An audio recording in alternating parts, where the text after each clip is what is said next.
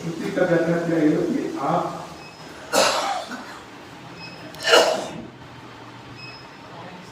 किमपि न जाना, मैं कुछ भी नहीं जानता, लेकिन सुखपूर्वक सोया है ना। आपको ज्ञान बिल्कुल नहीं होता, लेकिन आपको ये जरूर अनुमान है कि हम सुखपूर्वक सो रहे हैं। तो ऐसी स्थिति में कह रहे हैं हम किमपि न जानामि सुखेन मया निद्रा अनुभूयते इति सुषुप्तावस्था। यही तो सुषुप्ति है। आगे कह रहे कारण शरीराभिमानी आत्मा कार्य इति सुखे। अब यह जो है सुषुप्ति की स्थिति जो है वो अविद्या प्रधान होती है। उस समय अविद्या का केवल आवरण होता है, वहाँ पे बल नहीं है, विक्षेप नहीं है, केवल अविद्या। उस अविद्या के आवरण के कारण, अविद्या के आवरण के कारण इसको, यही जो अविद्या के कारण आप कुछ जानते नहीं है, उस समय जो अनुमान करने वाला है उसी को प्राप्त करते हैं। तो जागृत में आप ही का नाम विश्व, स्वप्नावस्था में आप ही का नाम तेजस, और सुषुप्ति में आप ही का नाम प्राज्ञा। और वास्तव में आप तीनों से अलग तूरीय तत्व है। हमारे में न तो इंद्रियों और विषयों का सम्मिश्रण है, हम बिल्कुल शुद्ध मुक्त स्वभाव है। स्वप्नावस्था में वासना जनित जो भी संस्कार हैं वो हमारे में नहीं है, उससे भी हम मुक्त है, और अविद्या अज्ञान से भी हम मुक्त है। इन तीनों से हम मुक्त होते हैं तो हम क्या हो जाते हैं, हम तुरीय हो जाते हैं, ब्रह्म तत्व हो जाते हैं, आत्मा होते हैं, यही तुरीय तत्व है। अब आगे कह रहे हैं कि पंचकोशा के पंचकोश क्या है और कितने हैं, के सब दोनों प्रयोग हो जाता है। पंचकोशा के मतलब पंचकोश क्या है, पंचकोशा के मतलब कितने हैं, ठीक है। अब आगे उसका उत्तर देना है। अन्नमय, प्राणमय, मनोमय, विज्ञानमय, आनंदमय इति चेति कोशा, ठीक है। अन्नमय, ये जो स्थूल शरीर है इसको अन्नमय कोश कहते हैं। इसमें जो मांस है ना, मांस में क्या है कि बहुत पतली पतली, बहुत बड़ी बड़ी, ये पहाड़ के रेशे से भी ज्यादा पतली नालियां इधर बनी हुई है, जिसको धामनी शिरा इत्यादि नलिकाएं बोलते हैं। तो उसमें रक्त बहता है और उसी में प्राणवायु रहती है, पूरे शरीर में व्यापक है प्राणवायु। तो ये हो गया प्राणमय। मनोमय, उसके भीतर मन है, उसके भीतर बुद्धि है, और फिर उसके भीतर आनंद है। आनंद कहाँ छुपा है, आपके एकदम उतस्थ होकर छुपा हुआ है।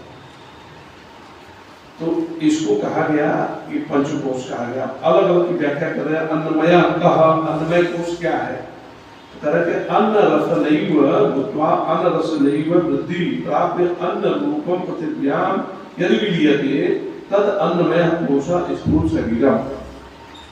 तरह के पृथिव्याम यदि विलीयते, पृथ्वी विलीन होकर के, पृथ्वी तत्व ही विलीन होकर के और अन्न का रूप धारण करते। कितना विलक्षण विज्ञान परमात्मा का है।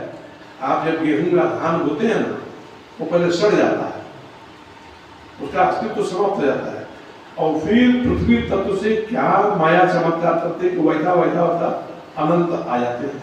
एक गेहूं बोया तो कम से कम 100 दाने से निकल आते हैं, तो पृथ्वी को रूप धारण करती है। यही माया है कुछ नहीं, बन जाती है। पृथ्व्या यद विलीयते प्राप्त अन्न रूपम, उससे जो अन्न की रूपता प्राप्त होती है, अब उस अन्न के द्वारा खाने पर अन्न रस नैव, अन्न और रस ये दोनों मिश्रित होकर रस नैव भूत्वा, और अन्न और रस ही, अन्न रस नैव वृद्धि, अन्न और रस की क्रमशः वृद्धि करते रहते शरीर में। तो अन्न और रस ही जो वृद्धि होता है शरीर में, इसी का नाम अन्नमय कोश है। अन्नमय कोश में क्या है, आप इसको देखो, इसमें खून आएगा और प्लाज्मा आएगा, इत्यादि सब विषय उसी में दिखाई देगा। लाल रंग के बहुत है, सब उसी में विषय है ना। तो सारे विषय करें कि यही अन्नमय कोश है। और इस अन्नमय कोश को ही वास्तव में स्थूल शरीर कहा जाता है। तद अन्वय कोशम स्थूल शरीरम। अब आगे प्राणमय होता, प्राणमय कोश क्या है? अब उसका वर्णन करते हैं। प्राण आदि पंच वायवः वाग आदि इंद्रिय पंचकम प्राणमय। जो वाग क्या है? ज्ञान इंद्रिय है कि कर्म इंद्रिय है? कर्म इंद्रिय है। तो ठीक है, तुम बैठ रहे ध्यान आपका भी अपनी तरह हो गया, कमाता कितने आएगा?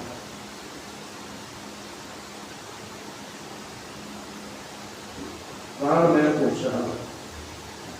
तो पंच वायु, पंच 5 प्रकार के यही वायु जो अंदर हम लेते हैं, मतलब है प्राण, अपान, समान, उदान, ज्ञान, ये 5 प्रकार का मिल जाते हैं। तो पंच वायु, 5 वायु, जब आपको जीव शरीर बताया गया 17 तत्वों का, उसमें पंच प्राण आए थे। फिर पूर्व पंच प्राण है, पंच वायु और वाग इंद्रिय आदि तात्पर्य कर्म इंद्रिय। वाग क्या है? कर्म इंद्रिय। तो 5 कर्म इंद्रिय और 5 प्राण, यह मिल करके प्राणमय कोश बनाते हैं। ठीक है। और ये प्राणमय कोश के भीतर, अब उसके भीतर अन्नमय कोश रहता है। अब अन्नमय कोश में क्या क्या देते हैं? अन्न मनोमय कोश। मनोमय कोश कह, मनोमय कोश क्या है? करे मनस्य, मन, चमने और ज्ञान इंद्रिय पंचका। 5 ज्ञान इंद्रिय है आपके पास। तो मन हो गया अंतःकरण, अंतःकरण का प्रति मन, अंतःकरण और ज्ञान इंद्रिय जब संयुक्त होता है तो इसको मनोमय कोश कहते हैं। ठीक है। मनुष्य ज्ञान इंद्रिय पंचकम मिलित्वा, दोनों मिल करके भवति मनोमय कोश। अब उस मनोमय कोश के भीतर फिर आपकी बुद्धि है, 17 तत्व लिए गए ना, 5 प्राण आ गया, 5 ज्ञान इंद्रिय आ गए, 5 ज्ञान इंद्रिय आ गए, मन आ गया, अभी बुद्धि बची है। कह रहे वो बुद्धि क्या है? वह विज्ञान, विज्ञानमय होता है। विज्ञानमय क्या है? कह रहे बुद्धि ज्ञानेन्द्रिय पंचकम मिलित्वा भवति स विज्ञानमय कोश। वही जब निर्णयात्मक बुद्धि बन जाती है, जो मन है, मन जब निर्णयात्मक बन जाता है तो बुद्धि कही जाती है। बुद्धि और 5 ज्ञानेन्द्रिय मिल करके मन विज्ञानमय कोश बनाते हैं। ठीक है। तो एक केवल एक प्रकार बनाया गया, बताया कि एक आकारों पर किया गया। शरीर कैसे बनी? स्थूल शरीर है, सूक्ष्म शरीर है, का वर्णन कर दिया, किसे आ गया। फिर उसके बाद कारण शरीर बता दिया, फिर आत्मा बता दिया, फिर अलग अलग सबको बताया कि सूक्ष्म शरीर में क्या क्या है, स्थूल शरीर में क्या है, कारण शरीर में क्या है, ज्ञान इंद्रिय क्या है, कर्म इंद्रिय क्या है, सबका वर्णन कर दिया। अब यह अलग अलग कोष बताने का तात्पर्य है कि धीरे धीरे इन कोषों से आपको अभी अध्यारोप उस आत्मा पर एक मुकम्मल आए, लेयर से आए, एक के बाद एक लेयर, एक के बाद एक लेयर, एक के बाद एक लेयर। अब फिर उस सब एक एक लेयर को फिर समाप्त करें, प्रत्येक लेयर को यहाँ से हटा देंगे। तो जब लेयर को हटाएंगे तो किसी भी कोषों का वर्णन आ रहा है कि शरीर में कोष में हो नहीं सकता, तो शरीर में कोष से अंदर जाए तो प्राणमय कोष आता, प्राणमय कोष भी हम नहीं हो सकते। तो प्राणमय कोष से भी अंदर जाएंगे तो मनोमय कोष बनता है, तो मनोमय कोष भी नहीं हो सकता। क्यों नहीं सकता? क्योंकि मन किससे बना? मनोमय कोष क्या है? ज्ञान इंद्रिय और मन। पहले निश्चित कर दिया गया कि मैं मन नहीं हूँ, मेरा मन है, जिससे मेरा मन बनता है वो मुझसे अलग है। तब मन अलग है, मैं अलग हूँ। ज्ञान इंद्रिय जितनी है वो भी अलग है। मेरी आंख, मेरा कान, मेरी नासिका, मेरी रचना, मेरा त्वचा, मेरा तो मन बनता है, मुझसे अलग है। ऐसे ही बुद्धि, मेरी बुद्धि आज ठीक है, मेरी बुद्धि बड़ी तीव्र है, मेरी बुद्धि बड़ी मंद है, तो बुद्धि को भी मैं जानने वाला हूँ, तो इसलिए वो बुद्धि भी मैं नहीं हो सकता। आप बुद्धि के संपर्क में जो ज्ञान इंद्रिय है, इनसे मिलित जो आनंदमय को विज्ञानमय कोष है वो भी मैं नहीं हो सकता। तो कह रहे बुद्धि ज्ञान इंद्रिय पंचकम मिलित्वा बहुत विज्ञानमय कोश है। अब आगे उस बुद्धि से परे, बुद्धि तक तो आप जान रहे हैं। जब आप सुसुप्ति में सो जाते हैं तो कुछ जानते हैं, कुछ नहीं जाना। जब कुछ नहीं जाने आप, तो अब वहां तो बुद्धि विलीन हो चुकी है आपके अव्यक्त में। ठीक है, बुद्धि का वहां पर लय हो गया अव्यक्त में। तो उसके बाद भी कुछ अगर होता नहीं तो आप कैसे जानते हैं कि मैं सुख पूर्वक सोया? ये अनुभव हुआ ना। तो अनुभव करने वाला अलग है और सुख की अनुभूति हुई। वहां पे इसका मतलब वहां पे सुख है, तो वो जो सुख की अनुभूति आ रहा है तो उसको यहाँ पे लगता है कि आनंदमय कोश। आपका आनंदमय कोश क्या है? कारण शरीर भूतादि अविद्यास्त मलिन तत्व क्रियादि वृत्ति सहितम तत् आनंदमय कोश है। आप जब देखोगे संसार में भी आपको 3 तरह की वृत्ति आनंद की वृत्ति है। एक कोई वस्तु हमको प्रिय है ना, एक मुझसे ज्यादा प्रिय तो मोदन होता है। प्रिय तो है, कोई प्रिय वस्तु आपने देखा, कोई द्वेष उत्पन्न नहीं होगा। फिर मोदनीय कोई वस्तु मिलेगी आपको, आपका मन अंदर थोड़ा पसंद होगा, आप प्रबोध होगा तो एकदम आह्लादित हो जाते हैं, ठीक है ना। कितनी कैटेगरी आनंद में बढ़ेगी। तो करे आनंद में कोश क्या है?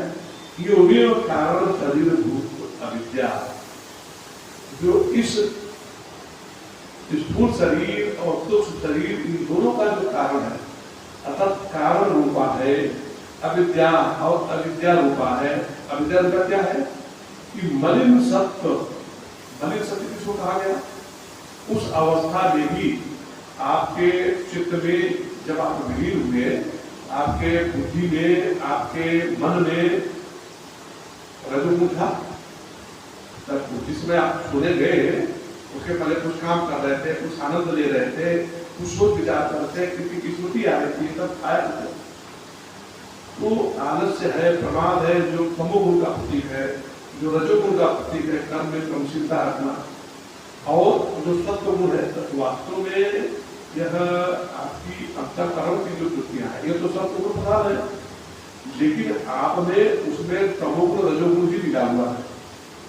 तो तमोगुण के कारण आपको आलस्य, निद्रा इत्यादि आती है, और रजोगुण के कारण आप कर्म में प्रवृत्त होते रहते हैं, आप स्थिर चित्त नहीं होते, हमेशा ये इधर सोचना, उधर सोचना, यहाँ जाना, वहां जाना, इसमें लगे रहते हैं, है ना। माला जपने बैठिए तो आपका चित्त बाहरी बाहर घूमता, इससे नहीं होता, उसका ही गुण करना है, क्योंकि रजोगुण उसमें पड़ा हुआ है। तो तमोगुण रजोगुण से युक्त जो यह सत्वगुण का चित्त आता है, ये उस समय भी वहां पर आनंद में रहता है, ठीक है। तो कह रहे हैं कि मलिन सत्वगुण के कारण प्रिय आदि, प्रिय मोद प्रमोद 3 वृत्तियां वहां पर रहती है, ठीक है। तो कह रहे हैं कि इन वृत्तियों सहित जो सत्स्वरूप है, जो आत्मा के साथ मिला जुला है, ठीक है, वही आनंदमय कोश। बात मिल रही। अब आप देखो, जैसे आपको किसी समझाए हूं, ये गोला है ना, ये गोला देखो, छोटा सा गोला है। अब मान लो ये आत्मा है, ऐसा नहीं समझना कि आत्मा बीच में चार तरफ और घेरे हुए, क्यों? समझाने की दृष्टि से कहा जाता है। इस छेद को आत्मा अगर समझो तो इससे बिल्कुल नजदीक जो सटा हुआ पदार्थ होगा वो शुद्ध सत्वगुण है, ठीक। और ठीक उस शुद्ध सत्व के बाहर जो आएगा उसको तमोगुण रजोगुण मिला हुआ रहता है, वो आनंदमय कोश। अर्थात अभी आप ज्ञान की स्थिति नहीं गए, लेकिन ज्ञान के बिल्कुल समीप में आता है। इसीलिए कहा जाता है सुसुप्ति में आप परमात्मा के बिल्कुल नजदीक होते हैं, बस आपके परमात्मा के बीच में एक पर्दा होता है अज्ञान का, और कुछ भी नहीं हुआ ना। आप प्रतिदिन परमात्मा के पास रहते हैं, साक्षात रहते हैं, लेकिन अज्ञान का, अविद्या का पर्दा वहां पर रहता है, आवरण जिसको बोलते हैं। अविद्या रूपी आवरण होने के कारण आप अपने को जानते नहीं कि मैं कौन हूं, लेकिन आपको सुख की अनुभूति, सुख आपकी आत्मा का है, तो आपकी आत्मा का जो सुख है वो आपको अनुभूति होती है। तो सुख की अनुभूति तो हो रही है, लेकिन ठीक ठीक अनुभूति नहीं होती है कि सुख कैसे प्राप्त है। आपने बताया सोया कैसे प्राप्त होगा, अगर जब सोए तो कुछ जान ही नहीं पाता, कैसे कर सकते? सोने से आपको सुख मिलता है। वास्तव में सुख आत्मा का है। अब आत्मा का सुख हम सोने में अनुभव करते हैं, और हम समझते हैं कि हम और वक्त सो रहे हैं। तो कह रहे हैं कि यह आनंदमय कोश, इसी का नाम आनंदमय कोश है। अब उसको अब उसके आगे भी कुछ है क्या? इसकी व्याख्या तैतरीय उपनिषद में आती है, और उसमें बृहदारण्यक में आता है। उसके आगे आनंदमय कोश से जरा ताई हटते, मैंने आनंदमय कोश को कहा, उसमें ब्रह्म का पुच्छ है, ब्रह्म पुच्छम प्रतिष्ठा। ब्रह्म की कहते चिड़िया है ना, आप देखोगे चिड़िया का अगर पीछे का पोस्ट काट दीजिए तो वो उड़ नहीं सकती, एक बार बोलिए। तो उस चिड़िया की उस पूंछ में ही प्रतिष्ठा है, तो वो आनंद स्वरूप जो ब्रह्म है, इस आनंदमय कोश में उसकी प्रतिष्ठा है, उसी को आश्रय बना करके वो आनंदमय कोश बनाता है। तो जब आप बुद्धि भी आपकी विलीन हो जाएगी, आप उसमें निधिध्यासन के अवतार में माने बिल्कुल विकल्प समाधि बनते हैं, अलग अलग शब्द है आनंदमय कोश। निर्विकल्प समाधि का मतलब आनंदमय कोश। आप आनंदमय कोश में पहुंच करके बहुत काल तक उसमें पड़े रहेंगे, तो वह आपका जो आत्मा रूपी स्वयं प्रकाश है वो प्रकट हो जाएगा। अब वही निरतिशय आनंद का हेतु दूसरा बन जाता है। जय जय श्री राम। ठीक है, समझ गए?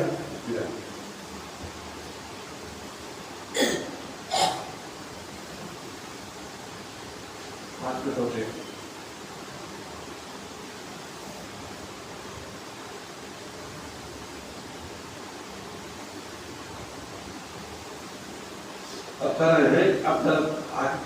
कि एकत कोश पंचकम, यह जो पांचों कोशों को बताया गया, अन्नमय कोश, प्राणमय कोश, मनोमय कोश, विज्ञानमय कोश, आनंदमय कोश, एकत कोश पंचकम, यह जो पांच कोशों की चर्चा की गई। तो अब देखिए कैसे हम इसको समझते हैं।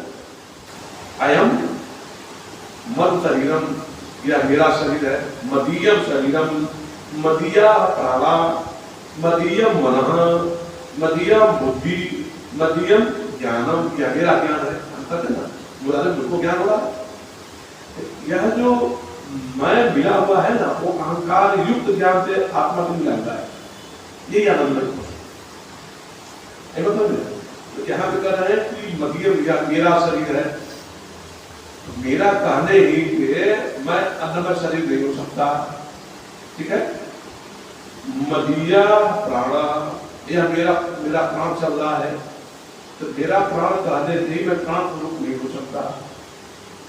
मदीय मन, यह मेरा मन है, बहुत चंचल है, मेरा मन स्थिर है, मेरा मन राम जी की कथा में लगता है, मेरा मन राम जी की कथा में नहीं लगता है, इत्यादि बनता है ना।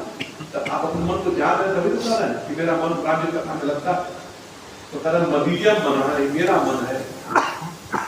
बुद्धि मदीयम, ये मेरी बुद्धि है, मैं बिल्कुल जो बताते हैं कथा में ठीक समझ लेता हूँ।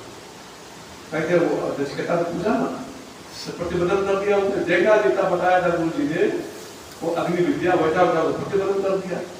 ऐसा कुछ कोटि का श्रोता, तो उसकी बुद्धि तभी तो कर दिया। तो कह रहे लेकिन है तो उसकी बुद्धि, वो बुद्धि नहीं है, लेकिन उसकी बुद्धि है। बुद्धि मदीयम, यह मेरी बुद्धि है।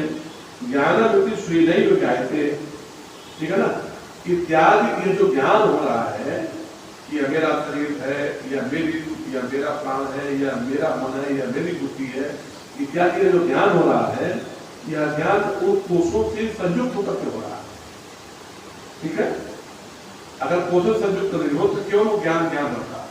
फिर ये सब जैसे मान लो आपने दाल अलग बना दिया कुकर में, ठीक है, अब आटा गूंथ करके आपने अलग से रोटी बना दिया, चावल को अलग से चावल बना दिया, और उसके बाद उसमें जो है सब्जी उब्जी काट करके अलग सब्जी बना दिया। तो चारों को खाएंगे, चारों अलग अलग मालूम पड़ेगा।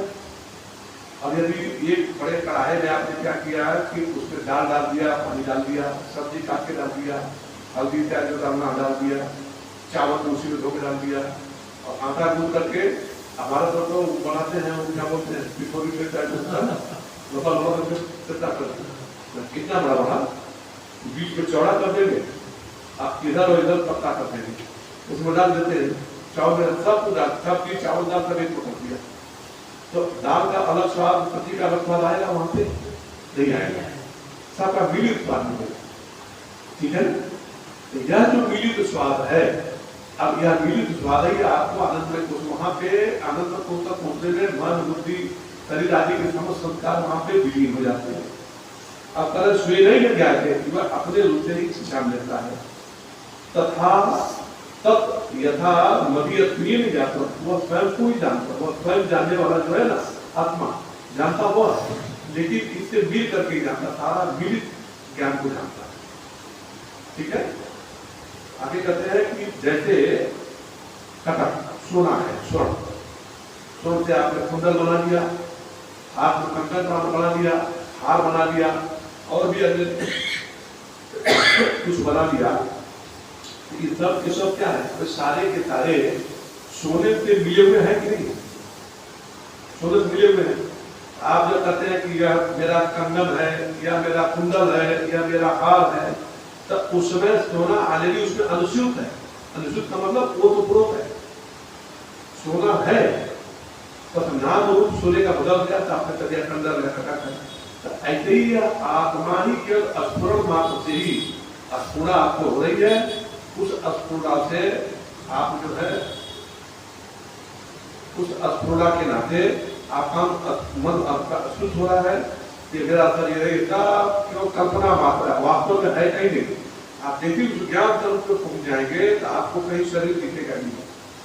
जैसे जब आप मनोन सुसुप्ति में पहुंच जाते हैं तो आपको शरीर पर दिखाई देता है, शरीर दिखता है, ये जगत दिखता है, कुछ भी नहीं दिखता, केवल सुख की अनुभूति रहती है आपके पास।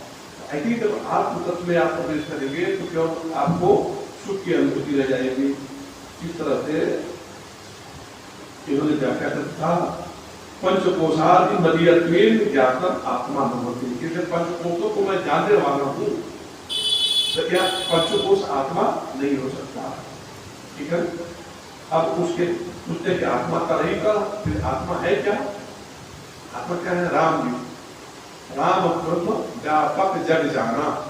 राम जी ब्रह्म है, वो जो धनुष बाण लिए राम जी, राम जी नहीं है, वो तो सर्व रूप से अपने चित्त को पकड़ने के लिए, क्योंकि मन बुद्धि की कोई पकड़, वह राम कौन है? व्यापक है।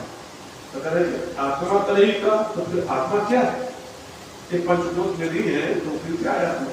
कर है सच्चिदानंद स्वरूप, सद चिद आनंद रूप सच्चिदानंद स्वरूप, यही आत्मा।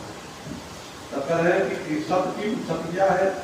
काल त्रय अपि तिष्ठति इति सत्य।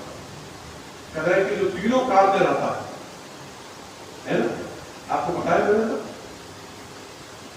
कि इस समय जब आप जागृत में हैं, ठीक है, आपका ही नाम विश्व है। आप जब स्वप्न देख रहे हैं तो आपका ही नाम तेजस है, और जिसमें आप सुसुप्ति में जा रहे हैं आपका ही नाम प्राज्ञ है। और जिस समय आप सुसुप्ति के में सुसुप्ति में होकर के भी और ज्ञान में सुसुप्ति लगी है, अर्थात जागृत अवस्था में ही सुसुप्ति करने संसार के और स्वप्न के किसी पदार्थ से आपका संश्लिष्टता नहीं हो रही है, कोई भी चित्त में कुछ भी पदार्थ नहीं आ रहा। उस समय भी तो आप हैं, उसमें भी है, तो आप इन तीनों से अलग हैं। तो आप तीनों काल में भी है और तीनों से अलग भी है। उसी को यहाँ पे कर रहे हैं कि काल त्रय अपि तिष्ठति, जो तीनों काल में रहता है। अरे भूतकाल में भी हम थे, भगवान ये तो अर्जुन को समझा रहे हैं ना, न तो हम कर रहे हैं कि ऐसा नहीं था कि न पहले तुम थे न पहले मैं नहीं था, अर्थात तुम भी पहले थे मैं भी था, राजा तुम भी पहले थे, क्योंकि किसी काल में इस आत्म तत्व का अभाव नहीं है। गीता में भगवान नहीं समझाते हैं। आगे भगवान आगे कह रहे हैं कि चित्त क्या है? चित्त किसको कहते हैं? तो ज्ञान स्वरूप है। जितने पदार्थों का ज्ञान हो रहा है ना, या घट है, या लाल रंग का है, या माइक है, ये ज्ञान हो रहा है, ज्ञान वास्तव में आत्मा का है, लेकिन बुद्धि से मिला जुला ज्ञान है। आंख देख रही है, ठीक है, बताया ना, कड़ा में खिचड़ी बना दिया, सब कुछ डाल दिया कहीं कड़ा में। तो इस भीतर जो अंतःकरण है, आंख उससे आंख देख रही है, बुद्धि समझ रही है, लेकिन ज्ञान है आत्मा। ये सब मिलकर खिचड़ी हो गया, इसलिए आत्मा अलग से समझ नहीं आता। इसलिए शास्त्र को कितना उपाय करना पड़ा कि आप आत्म तत्व को, उस ब्रह्म स्वरूप को, उस राम जी को ठीक से समझिए। जो व्यापक राम है, भगवान शंकर क्या करते हैं कि हर व्यापक सर्वत्र समाना। भगवान अगर सर्वत्र समान रूप से है तो किस रूप हो सकते, हम किस रूप से हो सकते हैं? तो आगे जब चल करके आप अध्ययन करते करते आप एक समझ बनेगी कि ज्ञान स्वरूप है, परमात्मा केवल ज्ञान स्वरूप है। इसका ज्ञान हो रहा है, परमात्मा वहां है, ठीक है ना? तो इसलिए परमात्मा तो क्या है? ज्ञान स्वरूप। आनंद, आनंद क्या है? उसको कह रहे हैं, उसकी व्याख्या कर रहे हैं सुख स्वरूप, और सुख स्वरूप ही है। दुख आदि समस्त द्वंद्व रहितम, दुख आदि जितने भी द्वंद्व हैं दुख के, सबसे आप रहित हो जाते हैं, यही सुख होता है। इसीलिए आप देखिए साधन किसको कह जाता है? साधन कोई भगवान की प्राप्ति का साधन नहीं होता है। साधन जितने भगवान की प्राप्ति में बाधक है उनको हटाने का साधन है। आपको आलस्य प्रमाद आता है, भगवान के भजन में आलस्य प्रमाद न करिए, इसके लिए साधन करिए।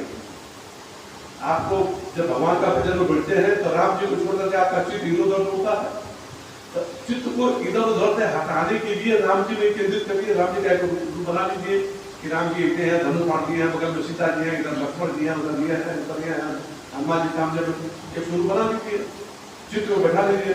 आप उसी स्वरूप का देवता देखते रहिए, राम राम राम राम करते रहिए, तो चित्त आपका दिल से किसी दिन होना शुरू हो जाए। तो जो विक्षेप हो रहा है, जो मन है, उसको हटाना केवल आपका साधन ये मत है। ब्रह्म को कोई पा नहीं सकता, वो तो स्वयं प्रकाश है, आप स्वयं ब्रह्म स्वरूप ही है, आपके भीतर ही है।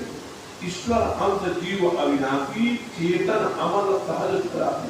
तुलसीदास भगवान कहते हैं कि आप ईश्वर के ही अंश हैं, आप चित रूप हैं, आप पे कोई मल नहीं है, अमर है और सुख राशि और आप सुख की राशि है। ईश्वर अंश जीव अविनाशी चेतन अमर सहज सुख राशि। जड़ चेतन ही गलती पड़ गया, खिचड़ी बन गया। अब ये खिचड़ी कल्पना किए ना, एक कढ़ाई में आपने दाल डाल दिया, चावल डाल दिया, सब डाल दिया, तो कह रहा है कि यह जो खिचड़ी आपको बन गया वो जड़ चेतन ही गलती पड़ गई। यद्यपि बता ये गलती बन गई है, चित्त जड़ गलती इसी का नाम, ये गलती बन गई है। तो क्या कहते हैं गलती बन नहीं सकती, क्यों नहीं बन सकती? क्योंकि प्रकाश और अंधकार एक साथ बना नहीं सकते, जड़ पदार्थ और चेतन पदार्थ एक साथ नहीं हो सकते। लेकिन ऐसी हमको भ्रांति हो गई, हम इसी को सत्य मानते हैं। जड़ चेतन ही ग्रंथि पड़ गई, यद्यपि यह झूठी बात है, कभी गलती बन नहीं करती, छोटा से कट नहीं। शुद्ध पुराण बहु कहाँ ही उपाय, बहुत उपाय कहा शुद्ध पुराण में, छूट न अधिक अधिक अव्यायी, वो छूटता नहीं हो। ग्रंथि जो बड़ी हुई है ना, चित्र छूटती नहीं, और नहीं तो ग्रंथ पुराण पढ़ते पढ़ते उलझ जाती है। इसीलिए अंत में जाकर के आपको भगवान की शरणागति देनी पड़ती है। शरणागति क्या है? आप जब निधि यात्रा में सारे पदार्थों का चिंतन जब समाप्त हो जाएगा, शांति से बैठे रहकर मन बिल्कुल स्थिर हो जाएगा, तो इसके रस्ते रस्ते रस्ते रस्ते एक काम आता है कि वह आत्मतत्व स्वयं प्रकाश है, वो प्रकट हो जाएगा आपके चित्त में। अब वह जब प्रकट होगा फिर वो कभी भूलेगा नहीं। आपको अपनी माता को याद करना पड़ता है, फोटो देखते ही आपका चित्त पढ़े पकड़ लेगा माँ, क्यों? इतने काल से सत्संग करते करते उसको पकड़ रखना, ठीक है ना? आज जिसको भूल गए हम, अब इसको जिसको याद किए उसको छोड़ करके जिसको भूले जो मेरा वास्तविक तो उसको याद करना, राम जी को याद करना, ब्रह्म को याद कर लेना। जिस दिन वो पक्का याद हो जाएगा उसी दिन आप ओम पूर्णमदः पूर्णमिदं पूर्णात् पूर्णमुदच्यते पूर्णस्य पूर्णमादाय पूर्णमेवावशिष्यते। ओम शांति शांति शांति।